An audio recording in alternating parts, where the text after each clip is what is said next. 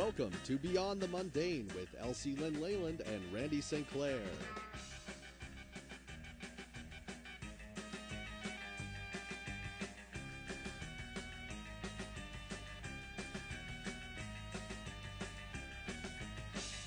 To contact the ladies by phone in the GTA, it's 905-725-1907.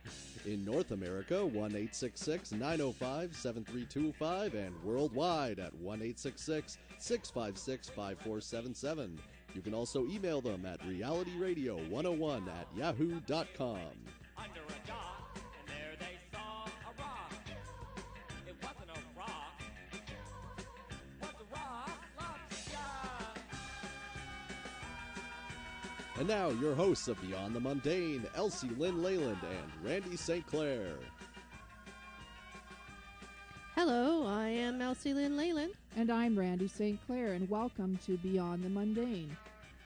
Now, Else, dear departed Sylvia Brown, left this earth plane a little sooner than she thought she would. Yeah, didn't she say she was going to die about 83 years old?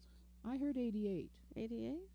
But in the psychic world, I guess everything's open to a little bit of variance, wouldn't you say? Yeah, so she was 77? Yeah.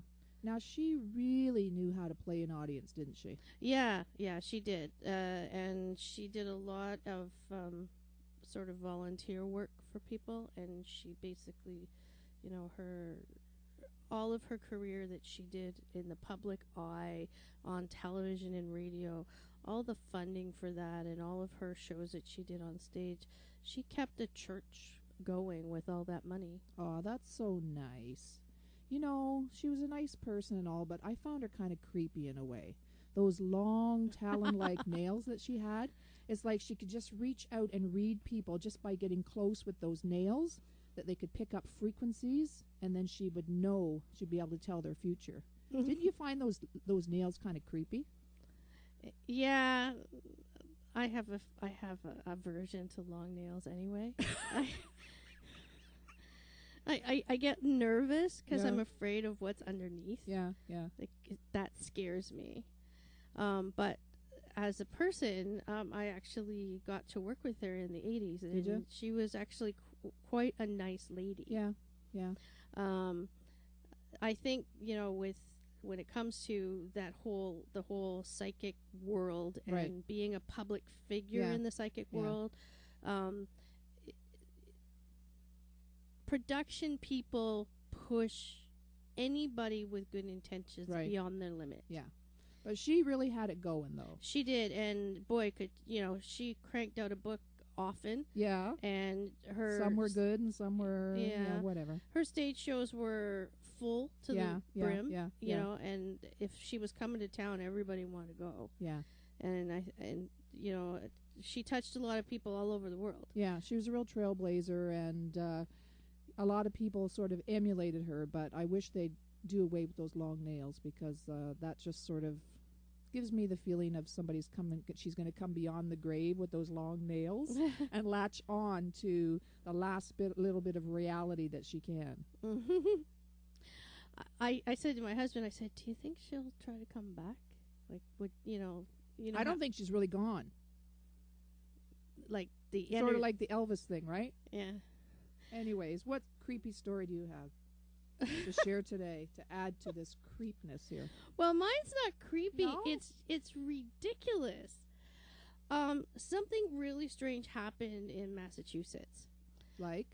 This little fella named Solace Bizito has been called up for jury duty. Okay. Friend of yours or what? No, okay. He made the news. Right.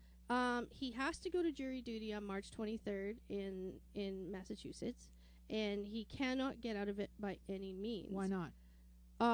Because they don't buy the reason his family submitted as a petition for him not to do jury duty. And what was that? That he's a cat. What? Go on. I seriously, without a word of a lie, this cat was put on the survey, like the census survey in Massachusetts. The animals are put on the census. You're supposed to name your pets, and he was put on as a pet, and he's a cat. And he got called up for jury duty because there's some mix-up in the census information. And they petitioned to have him not do the jury duty because he doesn't understand English and he can't speak. And they gave a letter from the veterinarian that was an authorized letter that said, this Saul Esposito is a neutered feline adult. Right. And cannot do jury duty, and they wouldn't buy it. So he has to go to jury duty on March 23rd now. Well, I say he should go because cats are smart, or so I hear. So he'd probably be able to make a good judgment, a good decision. Yeah, well, I don't know. If it's anything like my cats, if they don't like something, they blink really hard. So he's going to walk around blinking really hard. Either that or pee on stuff. Don't they do that too? Not normally. Unless they're in heat or that. But he's neutered, so it shouldn't be a problem. All right, okay. But he might shed. Yeah, okay. Yeah. But you know what's going to happen? Shed some light on the whole thing, eh? Yeah, but you know what's going to happen? Like, if cats don't like something, they turn on you, and they shoot their tail up in the air, and they give you their butt. So he's just going to shine his ass at them and just say, go away. That's what he's going to do. And so why do they do that behavior? Because if they don't like what's going on, they just ignore you. So they turn like around some and show people you that I know. Yeah. Yeah. So You're not what's going to talking happen about with me, are you? No. So what's Okay. going to happen with that whole case? Do you know? No, but he's going to jury duty. So on March 23rd, I am going to be looking online and at the papers and everything, trying to find out what happened. And I'm sure he's going to make the TV news. No, I think this will get stopped beforehand. I don't think they'll let it go now that everybody knows about it. Oh, I don't know. But can you imagine all the people that go to jury duty that day and try to get out because they have allergies? Yeah. Yeah, 25 people. I can't go. I have serious cat allergies. That's I'll right. have anaphylactic shock. That's right. So And they'll bring a doctor's letter saying that they'll get anaphylaxis if they're at jury duty with the now cat. we don't want to give people ideas here. So Why not? no. We're international. We might That's as right. well. That's right. I'm Very sure there's ingenious. Massachusetts people listening. Yeah, if for you sure. called up for jury duty March 23rd, remember you'll be hanging out with a cat named Saul Esposito. All right. Now, I got to tell you about this YouTube video that I was watching the other day. And there's a whole series. It's a how-to basic. Have you seen them? No. And it's how to make Cadbury chocolate. And in this video, they have all this kind of liquid and chocolate and little plush animals and all kinds of things that are thrown into this big bin. The whole it's really hilarious. You cannot watch this video without splitting your guts laughing. I really mean it. And what happens, it's sort of it has a bit of shock value to it, but and it moves fast at some points, almost like old slasher movies. And then at other points, the guy that's doing the acting in the video, he'll very, very nicely stroke this plush animal at different points, and it sort of adds a little bit of tension, you might say, to the video. It's very odd indeed. So is it like a parody? A parody? Yeah, like is it like a spoof? Yeah, kind of a spoof thing. Yeah. But there's a whole series, and that one actually isn't too bad. I like that one. But then they have one that was really, really good was how to remove Google Plus from YouTube. Oh, that was hilarious. And you see all these pictures of Google everywhere. Because, sometimes people feel like Google is sort of stalking them or infiltrating them, Yeah, imposing stuff yeah. on them, right? But there's a whole series. One series that was kind of really creepy was how to get a baby to sleep. And they had these little doll babies. And it started out like a lot of them usually do with this chocolate syrup and stuff like that. But then it got really odd where they had babies doing weird things. And he was hitting the baby and stuff like that.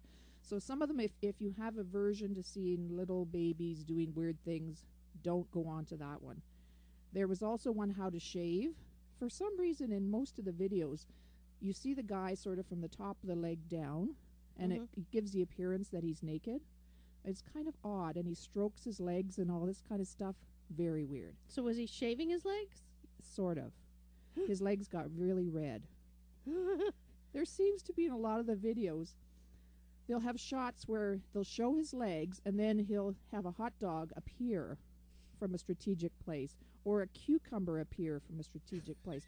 There's a lot of that kind of stuff. It's very weird. And in one of them, in How to Make Mountain Dew, of course, all this liquid and slop goes in there. And the funny thing is they have a croc shoe at the end. Oh, yeah? And you know the holes in the shoe, right? Yeah. And then they'll have a straw go right through the holes after all this crap is in the shoe. And it'll mimic somebody actually drinking this. It's really weird, really weird. So the videos are certainly worth a look, but they're a cross between kind of slasher movies and slow-mo kind of things. And they remind me a little bits of the old King Kong movies and Godzilla, where you'll have this creature that's wreaking havoc all over, and then it'll have a tender moment. Oh, like when it sees the pretty girl. Yeah, like a tender moment. So in these videos, he might be just stroking the little stuffed animal or stroking the baby before he hits the baby, that kind of thing. So it's kind of this odd kind of thing going, but certainly worth a look-see. Some of them are quite tame. Other ones might turn you off, but it's a great conglomeration of entertainment that is certainly beyond the mundane for sure. So check it out. Those now, does he get lots of hits? Lots of hits. Yeah. Lots of hits. Cool. So it's How to Basic How to Basic on YouTube, and you'll have enough for a few hours actually if you sit there and watch them all. Cool. Yeah. So I think we should be leading into a commercial pretty soon and a song that would be apropos for our guests that we're going to be having here today. Ooh, something a little dark. Something a little dark, a little creepy. And you're listening to Beyond the Mundane on Reality Radio 101. Women seem wicked when you're unwanted. Streets are uneven when you're down. When you're strange, faces come out of the rain. When you're strange, no one remembers your name. When you're strange, when you're strange, when you're strange. People are strange.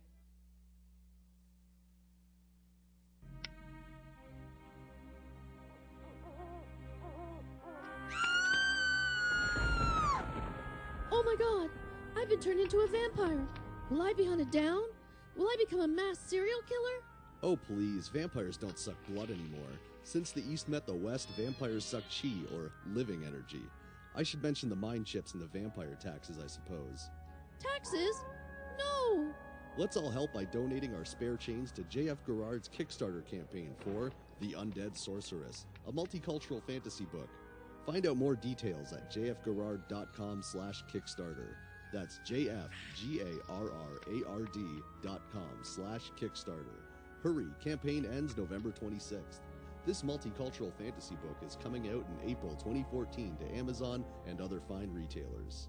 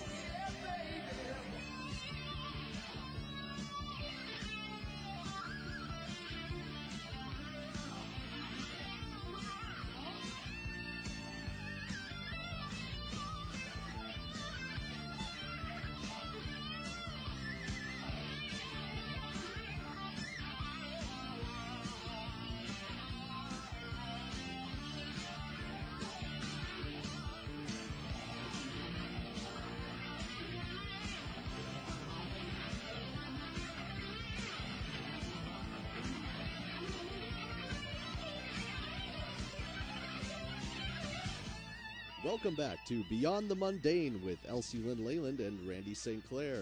You can get us by telephone in the GTA at 905-725-1907.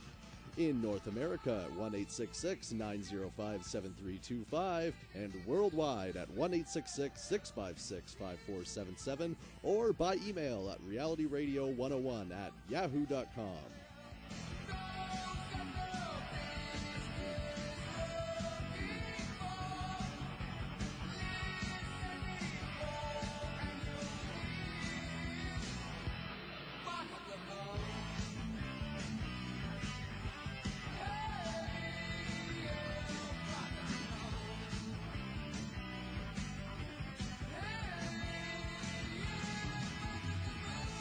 And back to your hosts of Beyond the Mundane, Elsie Lynn Leyland and Randy St. Clair. Welcome back, everybody. Oh, this is a really great night. If you heard the commercial before the song, we introduced the Undead Sorceress commercial, and we are really proud to have J.F. Gerrard in the studio with us today, the author of the Undead Sorceress of the series International House of Vampires. Welcome, J.F. Oh, thank you. I'm glad to be here with you. You caught my interest when we were at Unplugged 2. I am really into vampire stuff, not necessarily the Twilight stuff. I like Twilight. I'm not an You anti-Twilighter. like the sparkling vampires? The yes? sparkling thing was okay. Okay. It was okay. It's a change. It was flouncy. Mhm. The whole romantic part and that stuff was great. But I read a lot of vampire and fae books. It's kind of my favorite genre. And when you came to me and told me about this stuff, I was pretty excited. So the first thing I want to talk about is what the advertisement was about was the Kickstarter campaign. Because for those who don't know about Kickstarter, Kickstarter is this amazing venue in which folks can use the internet to reach out to people to fund $1 or a penny at a time projects, and it's almost like a miniature angel investments. And what I like about this is most Kickstarter people that join a Kickstarter to raise funds become very innovative with their campaign. And I was reading your campaign and I found it absolutely wonderful. So I'm just going to rhyme off the Kickstarter again. It's jfgerrard.com/Kickstarter. Reason I'm rhyming it off, I want you guys who are out there online is to keep listening, but open up another browser while you're listening. Go over to this Kickstarter and plug in a pledge, even if it's $1. Because J.F. Gerrard is self-publishing this whole series, and she reached her goal, her primary goal. Now we want to take her to her secondary goal, and she's almost there. And her secondary goal is 3,000, and I want to see us go over 3,000 today. Yeah, come And the reason is when you're self-publishing, and I do know something about this, it's a very money-consuming project because you're completely responsible for everything. And I just want to really make sure that people get out there and add a little funds. You instead of going out to Burger King tonight for your midnight snack, use that money and push it on the Kickstarter. And the nice thing is, if you put in a little bit more money, you actually get something for it. And there's a whole list of stuff. Give us an idea Just of a minute here. You make it sound like they're giving to world peace or something like that. It is world peace. When you read this, you'll be calm and relaxed, and you'll be in another world for a while. Yeah, you'll be helping out to spread the word about vampires, and that's helping out. Good chi is always something to spread the Okay, word good. about. So they'll get good chi if they donate. Absolutely. All right. Okay. Absolutely. Good chi. Good. Okay. So the more they donate, the more good chi they get. Yeah. Okay. Great. Sounds good to me. So, JF, can you explain to us, if we were to donate to your Kickstarter, what kind of things could we get? Well, it starts off with the ebook. Then I'm also going to print a print book. I have custom stories where I do a survey with you after the Kickstarter, and then I'll write a story. I also have custom portraits. A lot of my artists are in the Philippines, actually, and they're okay. I mean, the typhoon's over now, and they promised to do custom portraits for me at certain levels. And one of my top prizes or incentives is 2 passes to Anime North, which is a convention in May, and it's usually sold out, but I got in touch with the organizers, and they're willing to let me do a book launch there. So Awesome. so we'll have a big party. So you're going to have a book launch at Anime North, and where is that located? That's on Dixon Road, the Toronto Congress Center. So it's every May.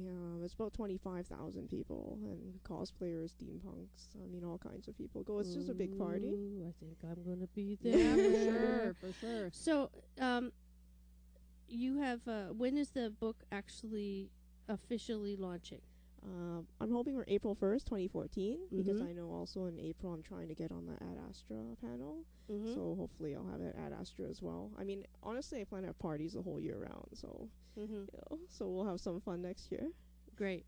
I think the Kickstarter campaign is amazing. In the board game industry, it's been the way people have been able to create stuff for the last few years. And everything that I've ever taken part of in Kickstarter has always been a success. And so I'm wishing you the greatest success with this. And I am behind you 100% because I want this book series. When you told me about it, and I'm going to get you to tell us about it, but when you told me about it, I was so excited.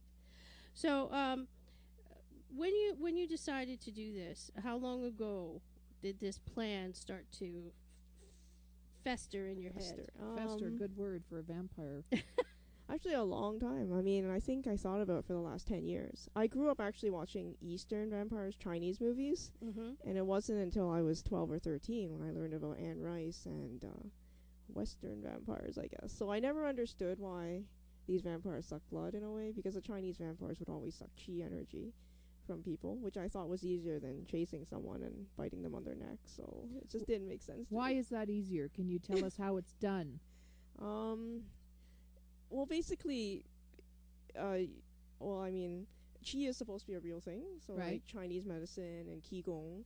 So basically, you're supposed to meditate to a level where you can just sort of suck it from a distance from someone. So coming close to someone and maybe using your hands.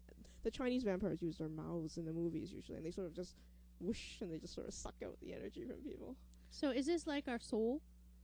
No, your soul is different. Qi is just energy. So a person has a soul, which consists of the whole yin yang. Like a lot of this is based on Taoist philosophy, and a person can generate qi from their soul, but a vampire cannot. So they're sort of half a soul. So that's why they continuously need to suck energy from another entity in order to live. So they're sort of half a person, I guess, in a way, half a soul. If I'm walking through the mall and I feel really good when I start doing my shopping, and partway through I have somebody look at me and then I just feel like my energy's drained, could that have been a chi-sucking vampire that put their sights on me and then just sucked my energy out? Maybe that's possible. You can't There you tell the go. difference. I've been around some people that are energy suckers. I've worked with people like that, and maybe some of our listeners are working with people right now. So maybe your cubicle is right beside an energy sucking vampire. You never know. It's not in the microphone across from you. Yes, that's true. That's true. Let me do a scan here. Ooh, no, I don't think so. Not at this moment, anyways. Is a person a energy vampire for life, or does something happen to them and then they become one? Like, how does that work? I sort of mixed it up in the book. I mean, I know in like Dracula, you get a bite and then you become a vampire. But a lot of when you look at the history of a lot of the Eastern vampires, because they died and they're angry about something, so their spirit wants revenge. So I sort of mix the two. So yes, in the book, the main character becomes a vampire she dies and then she gets bitten and then she becomes a vampire before she totally goes. So I sort of mix the two mythologies together in this book. What I find interesting is that you're going to expose Western culture to an old mythos from Eastern culture that most in Western culture wouldn't even know existed.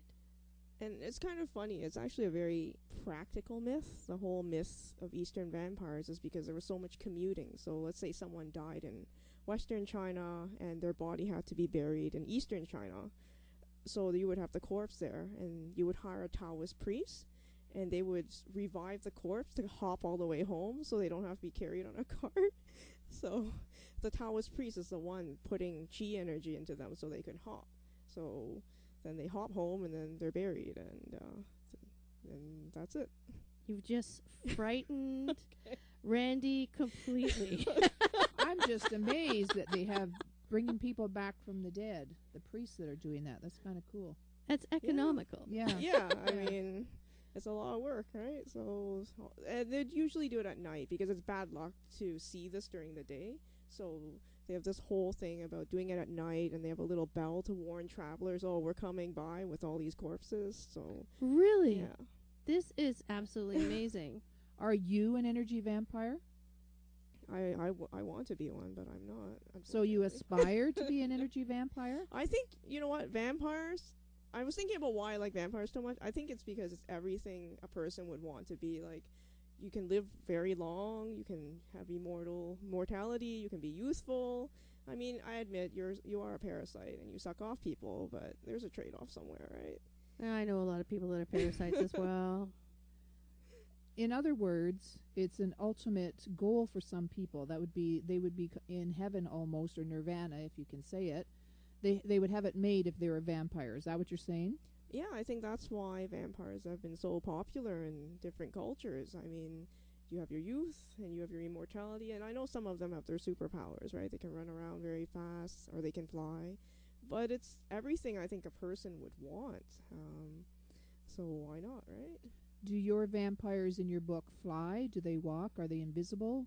How do they move No, around? they're actually kind of boring. They walk around. Well, my vampires are based on people that lived a long time. I figured if someone's a vampire, they could have lived for a long time. So I have a monarchy family, and the vampire king is a Viking. So he's lived for a long time through the ages. And then I also have his wife. His first wife is Queen Nefertiti, and his second wife is actually a concubine from Chinese history, who in real life she had her arms and legs chopped off, and I felt very sorry for her. So in this book, she's a vampire, but she has prosthetic limbs. So it was Now that's a switch. yeah. Wow. I So there thought, was yeah. there's folly there. Oh. Well, we're going into our next song and commercial. So you're listening to Reality Radio 101, the Beyond the Mundane show.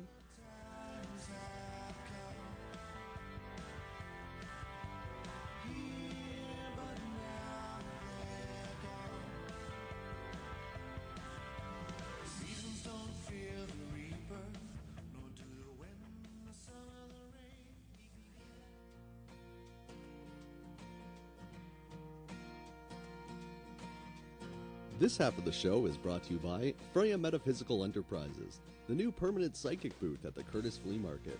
There are several different and unique psychics every day to choose from. Readings are $20 for 15 minutes, and for all of November, $2 from every reading will go to the Oasis Animal Rescue, a no-kill, no-cage facility for animals in Oshawa.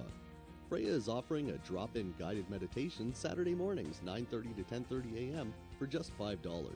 As well as a new workshop every Saturday, 10:30 to 12:30. Go to our website, freyametaphysical.com, to see and sign up for workshops. Come on down to Freya Metaphysical, located at the Curtis Flea Market, 1696 Bloor Street in Curtis, Ontario, in Building 1, Units 106 and 107, just inside the doors. Open Saturday and Sunday, 9 a.m. till 4:30 p.m.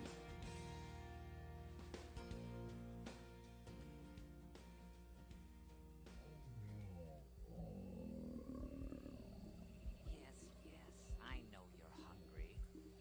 Ah, and here comes dinner.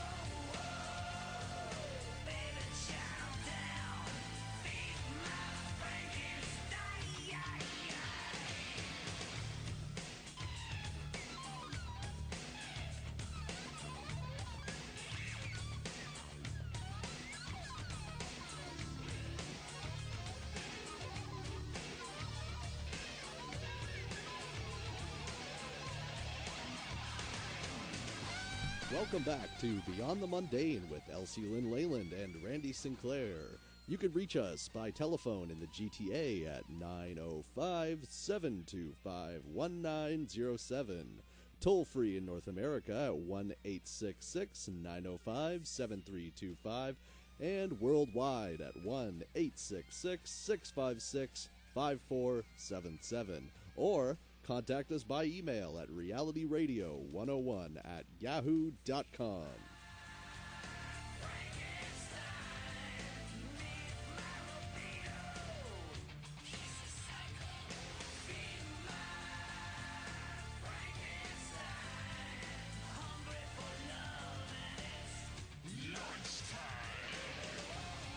And back to your hosts, the Chakra Jockeys, Elsie Lynn Leyland and Randy Sinclair. Welcome back. We're talking to J.F. Gerrard, an author who has written a shocking, shocking book on vampires that suck chi or try and get your chi, however way, any which way they can. They're after your chi. Tell me a little bit about the characters in the book. From what you've described already, there seems to be kind of a hierarchy, and there's people with severed limbs or missing limbs. There's people with they sound like pretty complex characters. Tell us about them. Okay, so maybe I'll start off by telling you a little bit about the main story. Mm-hmm. It starts off with a woman called Tamara. She is a first-generation Chinese American, and her grandmother sends her off to China to fulfill her last wishes. So she goes, and then there's an accident. She accidentally becomes a vampire. Then she goes back, and her grandmother apparently has made the decision that she wants to live forever. And she has friends that come into the picture, and they tell Tamara, you know what, would you be willing to give your soul over to your grandmother so she may live? And Tamara was like, sure, she raised me. I mean, she's my grandma. But unfortunately, because she's a vampire, they couldn't take her soul. So instead of her soul, they take her young daughter's soul, a 6-year-old girl. And the whole book is basically about Tamara trying to make the decision whether or not to save her grandmother or to save her daughter. And so she has to learn all these things. It turns out her grandmother is a sorceress who knows how to use magic, and she extends her life by taking parts of her descendant's soul. So she's learning all these things, although at the end of the day, she's not sure she can actually do anything. Like, she'll have to make a tough choice, and it's about her quest. And because she's a vampire, she is now a citizen of the International House of Vampires, which is this organization that built up human civilization. So I sort of try to base on some of the things that have happened in history. Like in Salem, they had a lot of witch trials. So it was because the world was, the humans, the vampires, and the magic users, which are the sorcerers and warlocks. So all the witch trials were really to get rid of the magic users so the vampires can build something for themselves and something for their descendants, which are the humans. Do the sorcerers play a big role in the book? Yes. I mean, I don't know why. They always come in threes. Like in Shakespeare, it's always the 3 sisters. So I sort of use that. There's 3 of them, so the grandmother is one of them. The leader is actually a transvestite witch called Kia. It's something I made up based on ancient Egyptian history. And then the third one is an Italian lady that was persecuted in Italy for witchcraft. So the 3 of these sisters, their goal is sort of just fight this vampire organization, sort of take over the world for themselves, really. So very complex characters with a lot of issues or a lot of baggage, a lot of history, and then they try to overcome that and go for their end goal. Is that right? Yes, pretty much. Do you think that your readers would identify with one character more than the other, and if so, which one? I'll probably be the main character, Tamara, because she's a normal person until all this stuff happens. So she's sort of learning what she's gone into, and she doesn't know. And I actually did a book reading for some friends. Like, I have a chapter in it where she first becomes a vampire, and she's thinking, my God, have I joined, like, a vampire mafia? Am I going to be a prostitute? Like, what's happening? Like, she doesn't understand. And so she's the person that will sort of lead you into the world in this first book. So did she know nothing about her grandmother being a sorceress? No. So she learned it after? She learned it after. So this woman raised her and took care of her, and she knew nothing? No. And actually, her grandmother is based on an empress in Chinese history during the Han Dynasty. And what happened was, it's related to the other queen whose limbs were chopped off. So what happens was, after her husband, the emperor, died, she took over because her son was like 15, 16. So this Empress Z took over, and one of the first things she did was chop off this concubine Yi's limbs because she was the favorite of the emperors, right? So, and she kept the woman alive in the jar in reality for about a year, I think, with no limbs and whatnot. And it's actually sort of a revenge story too between the two women because, you know, this vampire queen knows that the sorceress is out there, the one who hacked off her limbs, so she wants to go after her. And one of the ways she can sort of do it is, well, now that the great-granddaughter is a vampire and a subject of her, she can sort of use this relationship. So it's a little bit complicated, I guess, that way. Who do you think this book would appeal to? I think it would be appealing to people that like vampire books, so that people that want something different. One of the reasons why I wrote this book was because I didn't think there was enough diversity in fantasy books.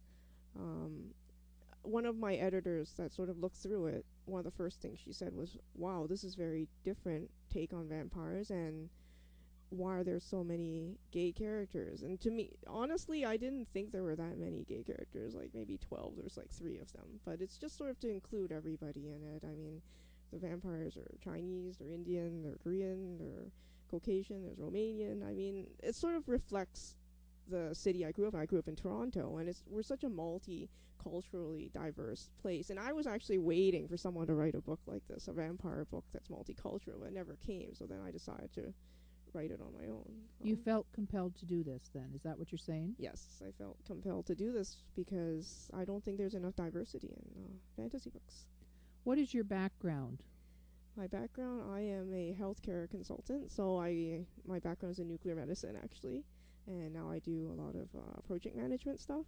But writing was something I've wanted to do since I was young. I remember deciding between universities. It was either science or English, and my mother actually has a BA in English, and she said, no, you're not doing a BA in English, you're going to go to the science route. But I love both, so I ended up in science, but I still love writing, so I kept doing it at the end. So you're a very smart lady then, would you say you are? No, I'm Asian. I will never say something. You would like never that. say that. All right. No. Multiple degrees and you wouldn't say that. No, I think I've grown up in a household where, you know, they're very high standards, and I don't think I'll ever meet them. So I'm still a failure because I'm not a doctor. So there's a prudence. There's a prudence there. Huh? Yeah. You know what? From being a parent myself, there's one thing in the end with parenting. It's really about, is my child happy? Does this writing in this fantasy world that you're doing make you happy? Oh, yes, it does. I think well, there you go. You're successful. Okay, thank you. That's that's the way it is. I wanted to know, have you written anything else? Yes, I'm working on actually 3 books right now. One is the sequel to this Undead Sorceress, and I'm writing 2 nonfiction books. One is called The Literary Elephant, to teach people how to do self-publishing, because I've had to struggle with it for so long. I figured, you know, other people can learn and benefit from what I'm doing. And I want to basically a hands-on, like, you know, point of specific things they should look out for, websites, how to write a PR release, how to put together a media kit. And also another book called How to Make a Munchkin. And this is something I've been struggling with for the last few years, is all these different tools women can use now if they want to become pregnant. And there's a lot of different things out there that in my grandmother's generation they'd never have. So it's just an introduction to other people, let them know they don't have to be worried if they're having problems. So when you write that book, is it sort of a casual conversation with people, in a sense? Yes, yeah. My 2 nonfiction books, yeah, it's very casual. Okay. This is a book about a real person, like a munchkin person, rather than a fantasy munchkin thing that you're veering off to. Like the Munchkins, yeah. Yes. So you're sort of going in one direction and also in the other, foot in each one, right? Yeah, I guess maybe it's because of my background, very technical. So that's why I find nonfiction is actually easier to write for me, because you're basing it on facts and stats and reality. And I also have an MBA, so, you know, I did a lot of business writing, so it helps. I actually find fiction in a way very difficult to write, because you're creating this world, but it still has to make sense. So I spent a lot of time thinking about how to say things properly, And actually, my editor is from Arkansas, a very nice lady called Deborah Hartman. And when she first read it, because my husband is Caucasian, but because he's with me, when he read it, he didn't think anything of it. But when she read it, she was like, oh, there were a lot of cultural things ingrained to it that I didn't realize. And she's like, for example, like, what's a red pocket? And I said, well, a red pocket is, you put money in and you give it to people as a gift. And she's like, why do you give it? What does it look like? And I was like, oh, there are people that don't know what a red pocket is. So when she went through it, it was very good to make me realize that, wow, there are all these things I unconsciously put in that I never So then you had to realized go it's in back there. and describe them in more detail? Yeah, so we went back and forth a lot on certain things like that. How many pages is your book? Is it 2,500 and something, or roughly how many is it of all this limbs coming off and people sucking energy and sorcerers and? Well, right now the word count's about 116,000 words. So Which is how many pages, roughly? I'm guessing it'll be about 320 something odd pages. So a quick read, Yeah. maybe. Yeah, and how many books do you think are going to be in the series of the International House of Vampires? I'm hoping to write 5, so this is the first one, and I've already written more than half of the second one, so I hope to keep going. Anais Nin said something when she used to do these talks about writing Mhm. and about being creative. And she said, a fiction writer writes because they have to. Mm-hmm. Because they have to create the world that they feel comfortable in because they can't feel comfortable in this world. Oh, very interesting. I don't know. I'm sort of half in, half out, I guess, because I'm sort of a technical. I think I'm a technical and a creative person at the same time. Well, according to all those quizzes I had to do at the MBA school, that's what they told me. They told me I was weird, so. I love weird. Yeah, I we love weird here. Okay. Oh, yeah. I want to find out in the book, is there actually energy that's being sapped by people in the book? So are the vampires going out and sucking energy?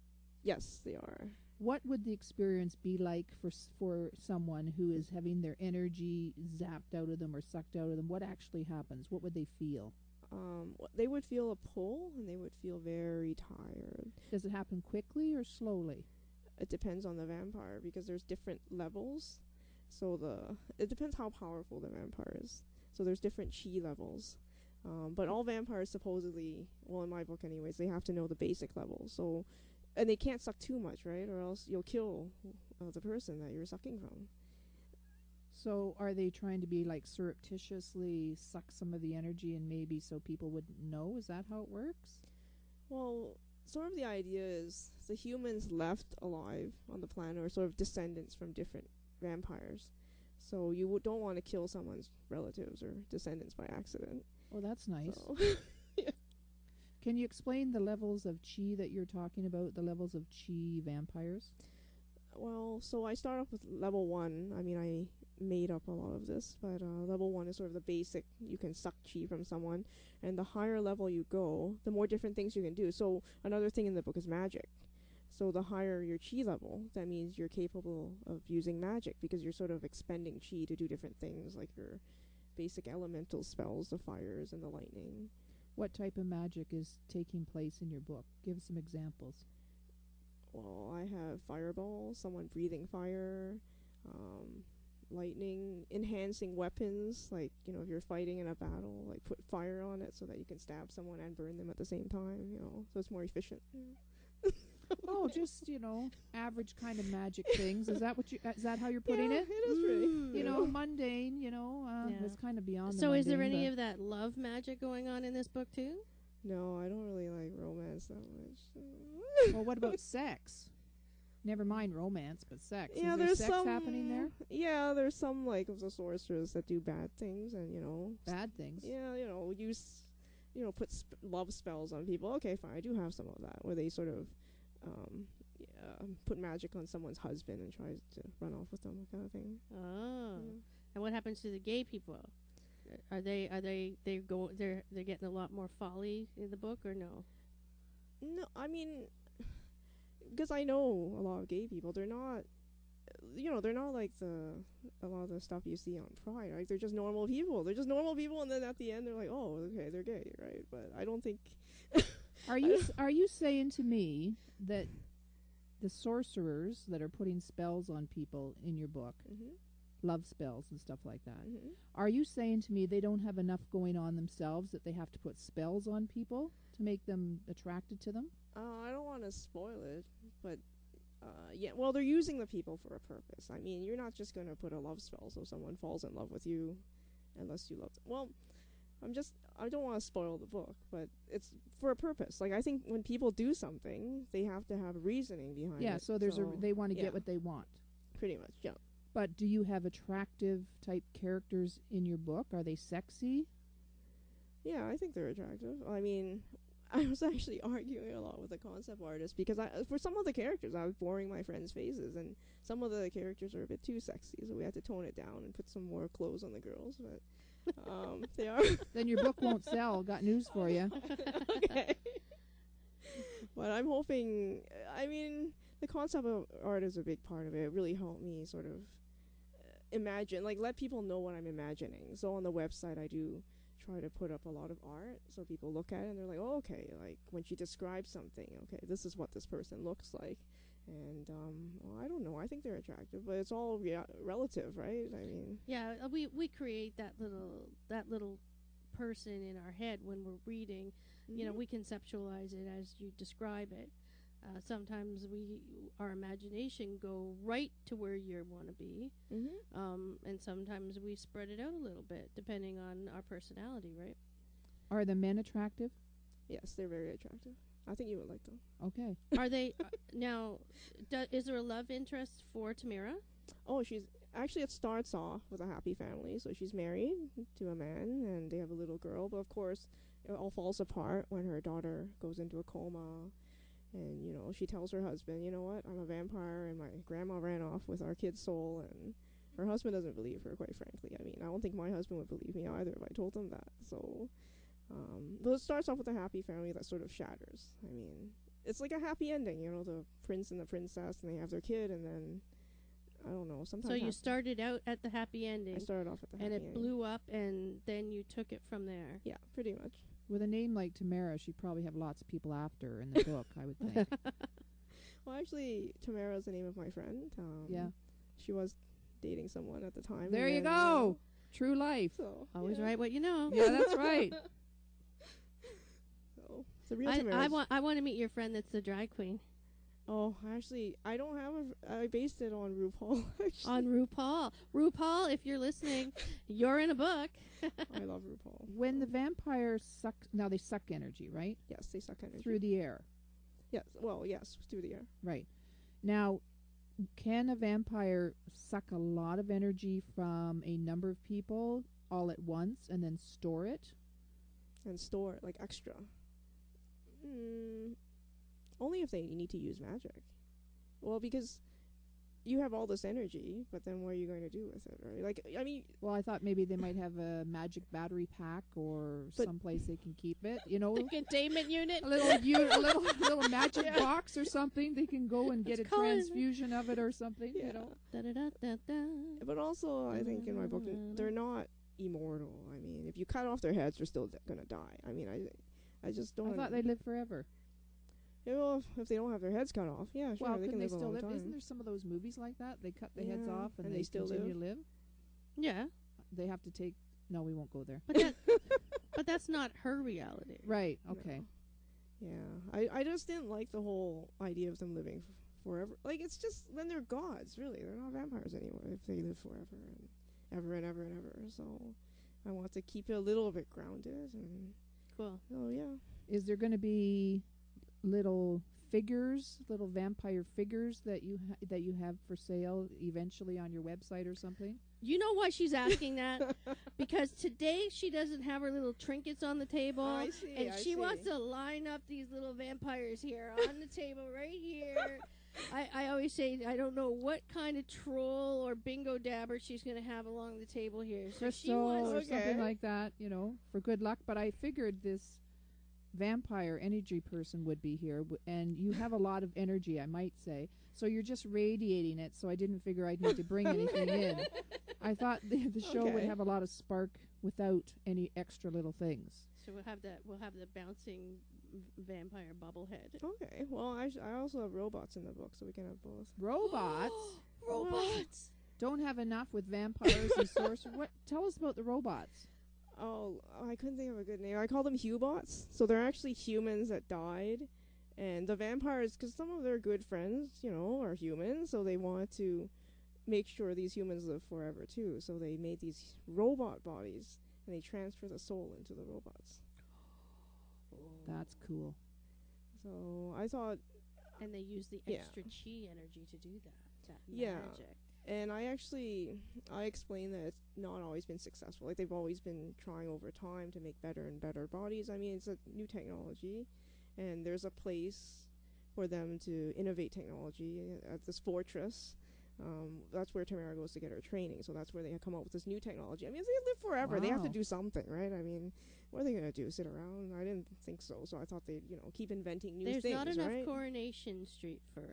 for forever. Yeah. Right, So, right, yeah. right. Yeah, so that's why I thought it would be nice to have some robots, and one of them is based on my friend Catherine that passed 2 years ago, so I thought it would be nice to write her into the book, and so she lives forever in the book, right? As a robot. Oh, that's awesome. How many hours a day do you spend writing? Oh, not that many. 1 to 2 hours a day, and then 4 to 5 hours marketing. Right. Yeah. Do you feel at this point that the more work you do on this, that it just keeps asking you to go back and rewrite and rewrite and rewrite, or is it done now? Oh, my editor's gonna kill me. Because I went through the editing with her. I mean, it's done, really. It's the final manuscript. She helped me out a lot to make it easier to read, I guess, because I have such an academic background. I think it sounded very academic, so she helped me clean it up. And but I like to think about things a lot before I write too. So like the second book, I've rewritten it 10 times, and I think I know what I want to do with it now. Like, I mean, I come from a research background too, so I keep gathering too much information, and then there's so many different plot lines you can choose from, and You Wow. mentioned this book that you have in helping people to write their own books, yes, right? What would you say to anybody that's listening out there that wants to move forward on the writing their own book? What would you say to them? I would say it's a very interesting path. You never know where you're going to go, but it's going to be a lot of work. I mean, it's not as glamorous when people say, oh, self-publishing. And I mean, every year 300 million ebooks come out. So it's a lot of competition as well. You have to make your book very different. And I think one very important thing is to hire a very good editor. And unfortunately, it'll cost money unless you know someone that's willing to do it for free. But, they have to eat too. So, And a lot of times you get what you pay for, right? oh, Yes, always. Yes, it's definitely true, because I've tried college students, and then I've tried professional, and there is a very huge difference. So, Well, it's been an absolute pleasure having you on tonight. oh, thank you very much. If you have not gone on to this Kickstarter campaign and pledged some money, I want you to go on now. Honestly. jfgerrard.com/Kickstarter. And when I get home tonight, I'll throw her on the Facebook page again. Throw her on the page. Yeah, and There's a lot of throwing around she's going on she's in her already book. on there from a couple of weeks ago, so you can look back in the history and click on it there. And I would love to have you back when the book launches, Oh, definitely. and we can maybe let people in Toronto know where you're going to be out doing signings when we do that. Sure. I find this a very interesting subject. I could talk about vampires for 2 weeks solid, and I wouldn't get enough of it. It's been absolutely a pleasure having you on and learning more about how this kind of came about and clicked Mhm. in for you. And the fact that you actually have a whole life and career over and above the author stuff that you still have to do in the mundane. And your author part is you're beyond the mundane. And that's what this is all about, The book sounds a lot like it's through the wall, over the wall, and under the wall. All together. Got a For lot sure. going on. Yep. Thanks for being with us Yeah, tonight. it's been you. a pleasure. You've been listening to Elsie Leland and Randy St. Clair and Beyond the Mundane, Reality Radio 101.